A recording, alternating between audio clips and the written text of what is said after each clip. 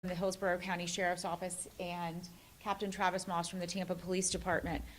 We're here this morning to talk about fentanyl. Make no mistake about it. Fentanyl is perhaps the most dangerous and deadly drug that exists in our world today. Not only has it destroyed families across this country, but it's killing more and more people right here in our own backyard. It's touched every corner of this county. It's touched neighborhoods in South Tampa and North Tampa, East and West Tampa, out in the county. Every person, every citizen in this county has either known someone or in some way been affected by fentanyl. First, I want to tell you what fentanyl is. It's an extremely powerful synthetic opioid, much like morphine, but it is 50 to 100 times more powerful. It does, in fact, have a legitimate medical use. It is legally distributed and prescribed to treat patients with severe acute and chronic pain. Think cancer patients. Unfortunately, it's now being manufactured illegally and mixed with other drugs like heroin, cocaine, marijuana, methamphetamine, and it's sold out on the streets. The number of fentanyl deaths, fentanyl overdose deaths, has skyrocketed nationwide during the pandemic. We are, of course, out of the pandemic now, but the number of criminal cases we have seen locally has drastically increased. Let me give you some statistics. In the last 5 years in Hillsborough County, the number of cases filed in this office involving fentanyl has ballooned by 1,300%. 1,300%. In 2018, this office filed 9 cases involving fentanyl. 9. In 2022, we filed 126. We're on track to meet or exceed that number this year. From 2021 to 2022 alone, the number of cases increased was 152%. This is a pandemic, and this is a pandemic to this county and this nation. Our law enforcement partners have been cracking down on criminals who choose to deal fentanyl in the streets of Hillsborough County. Like I said, I'm proud to stand here with them today. These cases can be difficult to prove in court, but when the facts of the case support it, we will move for the harshest penalties under Florida law. I'm grateful to the attorneys who work with me and their relentless pursuit of justice. They've been able to get many of those people who deal in fentanyl off the streets with lengthy prison sentences, delivering justice to victims, people who have lost their lives or their lives have been affected by addiction, and their families. Let me tell you about 2 cases. There are 2 cases that have really struck a chord with this office. This year, our prosecutors were able to secure a 30-year prison sentence for a man named Alvin Lynch. He was caught during a Hillsborough County Sheriff's Office sting called Operation Game Over. That was a human trafficking operation, but there was also a drug element to it as well. Mr. Lynch used social media to lure young women in during the Super Bowl in 2021. Those women ended up being victims of human trafficking, but Mr. Lynch also had fentanyl on him. And so he was convicted at trial. After a jury trial, he was found guilty of human trafficking and trafficking in fentanyl. He received the minimum mandatory prison sentence of 15 years, but the judge, in his discretion, sentenced him to a total of 30 years in the Florida State Prison for both human trafficking and trafficking in fentanyl. Another case that has been of note is a man named Beau Straughter, Beaustrawder. Beau Straughter was found guilty of armed trafficking in fentanyl. He was a convicted felon. He had a trafficking amount of fentanyl, as well as several handguns, 150 grams of cocaine, 50 grams of heroin, 10 grams of methamphetamine, and $24,000 in cash. After a jury trial, our prosecutors were able to secure a prison sentence of 40 years for this individual. These, of course, carry the minimum mandatory prison sentences given to us by the legislature for drug trafficking cases. When many of you hear about fentanyl, you think that it won't impact you. The truth is, as I said, it's reaching every part of our county. These are real people and real families who are losing loved ones because of this deadly poison. This office today and every day stands with victims, and we promise to relentlessly pursue every avenue that we can to assure that these drug dealers are taken off of the street and sent to prison. I want criminals to know that if you are attempting to deal in fentanyl in this county, we will vigorously prosecute you. We, of course, can't do that without our law enforcement partners, and I'm thankful for our law enforcement partners who have taken notice that this disturbing trend is out there. We've created new laws to deter criminals from dealing in this deadly poison. Just this last legislative session, the governor signed House Bill 1359. It imposes additional penalties on fentanyl-related crimes when they are made to look like candy that targets children. Pastel colors, bright colors, small packaging. Those penalties are now enhanced. That means that those who traffic in these substances are now eligible for a life sentence with a 25-year mandatory minimum in prison. During the last legislative session, I spoke in Tallahassee in support of this law.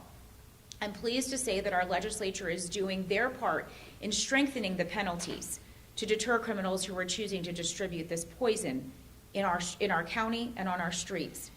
That these criminals have no regard for the devastating effects that their choices are having on the people who are taking these drugs and who are being poisoned with fentanyl.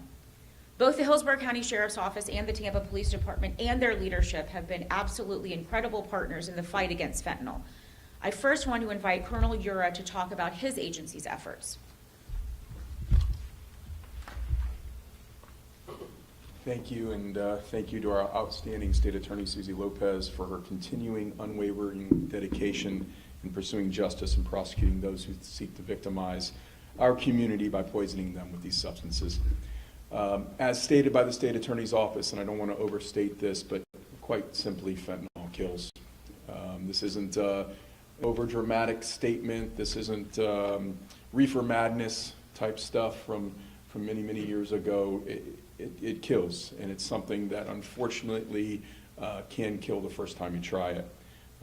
This is something that you don't want to experiment with, because that experiment may be your last breath.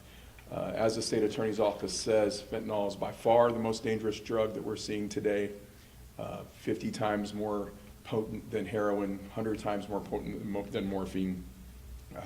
And what we're seeing is we got used to the fentanyl being laced with heroin, and we were able to kind of get on top of that with our opiate overdose squad. But the disturbing trend we're seeing now is that cocaine is being laced with fentanyl. And many times the people who are purchasing the cocaine don't know that it's being laced with fentanyl. It's Sheriff Chronister's mission to get this dangerous drug out of our community and to pursue the pushers of this poison and make sure they face the consequences of the crime. One case I'd like to highlight is we had a maintenance worker that worked in the university area of District 1 who believed he had bought a quantity of cocaine, him and his cousin. Again, thought they were taking cocaine, and despite life-saving measures, the maintenance worker died at the scene. As deputies searched the victim's phone and looked for next of kin, they then discovered his cousin, who was also deceased. And going through the victim's phone, they realized that he had texted his drug dealer and said, "Hey, something's not right, I don't feel right. What did you give me?" The drug dealer responded, "Oh, I'll take it back, I'll fix it." Before he could respond to the next text message, the person was dead. Our detectives from our opiate overdose squad were extremely vigilant, then used our undercover capacities to then make contact with the drug dealer, and the drug dealer was arrested, and he is awaiting prosecution, we hope, for a lengthy prison sentence. And I share this story again to talk about the dangers of fentanyl. In 2023 alone, we worked over 50 opiate overdoses. That number is going to grow because we have to wait sometimes 6 to 8 weeks for the toxicology to come back to, again, identify that it's an overdose. That number is certainly to grow. Deputies have brought back 61 individuals using Narcan who are in the throes of an overdose. That doesn't count the number of Narcan uses that Hillsborough County Fire uses on medical calls, which are numerous. And again, Sheriff Chronister's message to the dealers: he's not going to change his focus. You will be arrested. In the 6 months of this year, we've already arrested 174 people for fentanyl possession and fentanyl dealing. And as the state attorney's office also, or state attorney also said, we're not trying to focus on those who are dealing with addiction. And it would be remiss if we don't recognize that there are people within our community that are dealing with addiction. If you have a loved one that's dealing with addiction, please seek help. If you're not comfortable, please don't become comfortable thinking that you can ingest any substance that's put before you, because again, the chances are getting higher that it'll be laced with fentanyl. Sheriff Chad Chronister and Hillsborough County Sheriff's Office continue to make sure that we try to get out from under fentanyl's deadly grip. Anyone who has any information of anyone selling or having possessed fentanyl, they can feel free to call 813-247-8200. You can also report and share the information anonymously right from your smartphone using our app, HCSL Sheriff, on both Android and Apple. Again, thank you, Madam State Attorney, for your continued support of law enforcement in this community. And now Captain Moss from the Tampa Police Department. Thank you, Ms. Lopez. Hello, everyone. I am Travis Moss. I'm a captain with the Tampa Police Department's Criminal Investigations Division. I'm here today to represent Chief Lee Bercaw and the dedicated men and women of the Tampa Police Department. As you've heard, fentanyl is an incredibly potent and dangerous drug. Due to its potency, a relatively small amount of fentanyl can be deadly. In fact, just 2 milligrams can cause an overdose or death. You've already heard that. But to give you an idea how small that is, picture 10 to 15 grains of table salt. That's the same size of a deadly dose of fentanyl. Taking illegal narcotics is already a dangerous choice. Reports of fentanyl being found in powdered drugs that might be sold as cocaine, MDMA, methamphetamine make the use of illegal narcotics even that much more deadly. Just as Colonel Ura just said, we're finding now the disturbing trend is we're finding fentanyl mixed with everything. So it should be assumed that any illicit drug could contain fentanyl. It's extremely dangerous. In 2022, the Tampa Police Department investigated 159 opioid-related deaths. This year, from January to June, we've already investigated 82 opioid-related overdose deaths. Many of these death investigations revealed that fentanyl played a role in those overdoses. The Tampa Police Department continues to work tirelessly to stop the fentanyl crisis before more lives are lost, with detectives taking proactive measures to make our community safer. One noteworthy case resulted from one of our opioid task force detectives noticed a spike in overdose deaths and Narcan deployments in the Northeast Tampa area. After reviewing his findings, the Tampa Police Department launched an investigation that dismantled a criminal organization that was being operated out of the roadway inn on Bush Boulevard, where an incredible amount of all sorts of narcotics were being sold, but predominantly was fentanyl. In that case alone, we seized 647 grams of fentanyl, methamphetamine blended pills, 239 grams of fentanyl and heroin blended powder, additional opioids, and 3 guns, as well as numerous arrests. It cannot be overstated, this drug is dangerous, and those who traffic in this drug are dangerous people. The Tampa Police Department Opioid Task Force and our HIDTA squads are consistently working to stop the dealers and get these drugs off the streets before another member of our community winds up losing their lives. We work closely with our law enforcement partners and the state attorney's office to keep our community safe. Just to be clear, to the narcotics dealers, we will apprehend, arrest, and fully prosecute you if you choose to deal in fentanyl. Thank you very much. Thank you, gentlemen. We'll take some questions. The DEA is saying that they're seeing an increase in fentanyl combined with xylazine, and forgive me if I'm mispronouncing that, but it's a tranquilizer used by veterinarians, but it's not, Narcan cannot help those users who use that. I'm wondering if we're seeing any kind of an increase here in that. We've seen 2 cases that I'm aware of, because we were kind of put it on our forefront after the DEA put that alert out.